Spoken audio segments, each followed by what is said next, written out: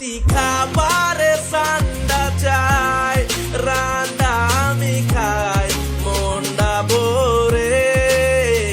সান্ডার উপকার অনেক তাই তেলটা লাগাই বুঝাই কি করে।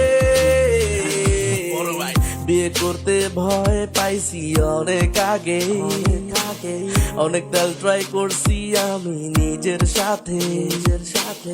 কোনো উপায় ছিল না ভাই সান্ডা ছাড়া, আমার বন্ধু ইউজ করে দেয় নাড়া চারা।